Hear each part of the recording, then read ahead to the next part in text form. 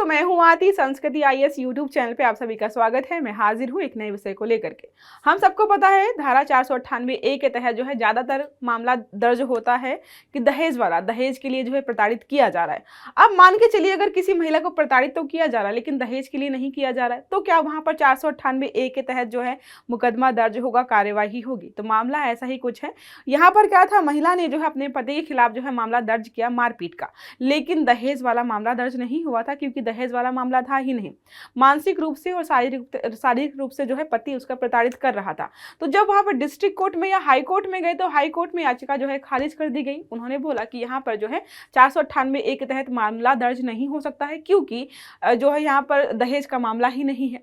तो supreme court के पास जो है फाइनल यहाँ पे गए तो सुप्रीम कोर्ट ने यहाँ पर बोला है कि 498A के तहत मामला दर्ज करने के लिए जरूरी नहीं है कि किसी व्यक्ति ने जो है दहेज लिया हो या दहेज के लिए ही परेशान कर रहा हो। अगर महिला को उसका पति जो है मानसिक और शारीरिक रूप से प्रताड़ित कर रहा है तो इस धारा के तहत जो है यहाँ पर कार्यवाही हो सकती है।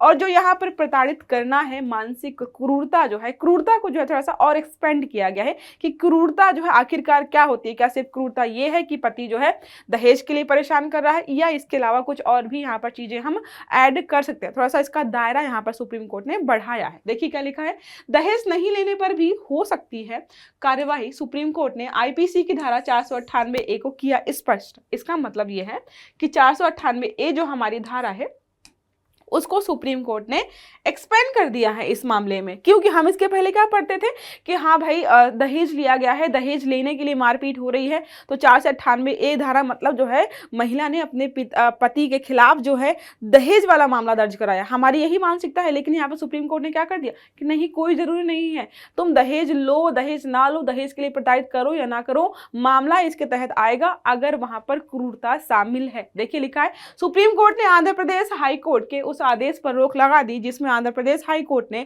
498A के तहत मामला दर्ज करने से मना कर दिया था, क्योंकि हाई कोर्ट का कहना यह था कि यहां पर जो है मतलब दहेज वाला कोई मामला ही नहीं है। अब देखो, आंध्र प्रदेश हाई कोर्ट ने बोला था कि व्यक्ति के खिलाफ दहेज के लिए उत्पीड़न ना करने के कारण 498A के तहत जो है कार्यवाही को रद्द कर दिया जाता है। आरोपी ने हाई कोर्ट में यहाँ पर दलील दी थी कि उसने दहेज के लिए अपनी पत्नी का उत्पीड़न नहीं किया है। मतलब यहाँ पर यह है कि मैंने अपनी पत्नी को मारा तो है, उसको परेशान तो किया है, उसको उसके साथ क्रूरता तो दिखाई है, लेकिन नहीं सर, मैंने दहेज के लिए थोड़ा ना किया है।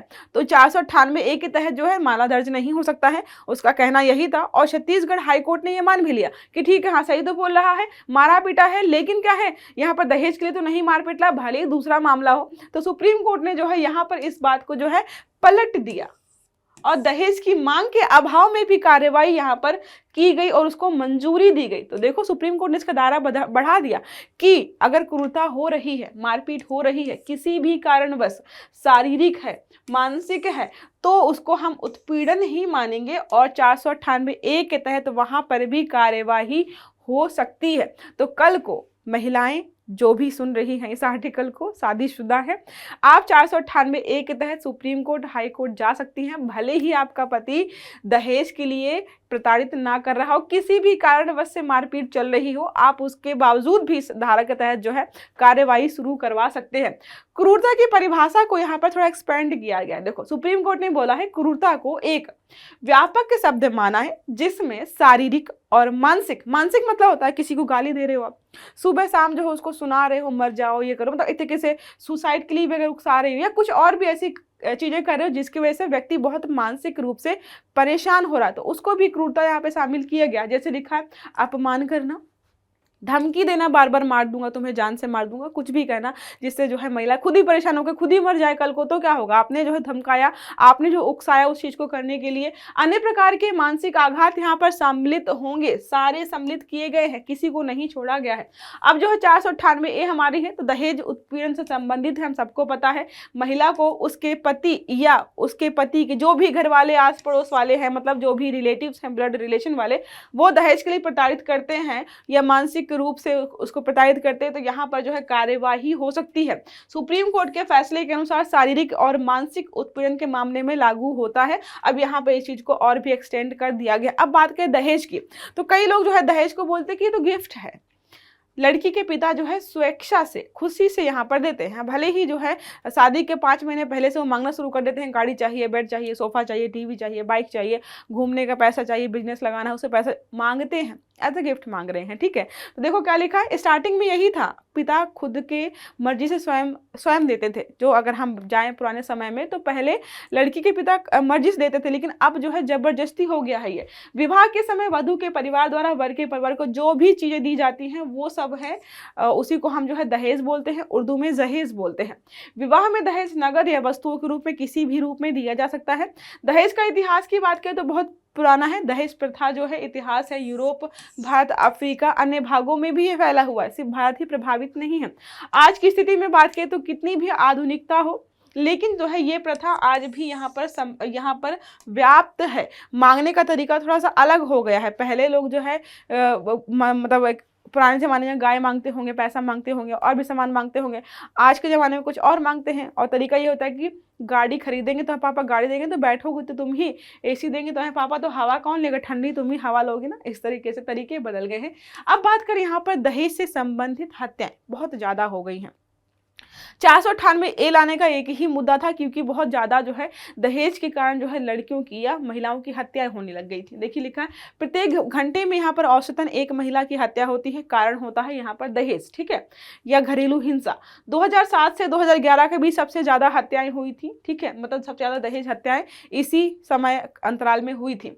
हमारा जो NCRB है वो बताता है 2012 में दहेज हत्या के 8,233 मतलब इतनी महिलाओं को मार दिया गया, सिर्फ और सिर्फ किस लिए, दहेज के लिए। अब यहाँ पर 1961 में दहेज निषेध अधिनियम लाया गया। उसमें बोला गया कि अगर ऐसा कोई व्यक्ति करते पाया जाता है तो 5 साल की कैद या 15,000 रुपए का जुर्माना लगाया जाएगा।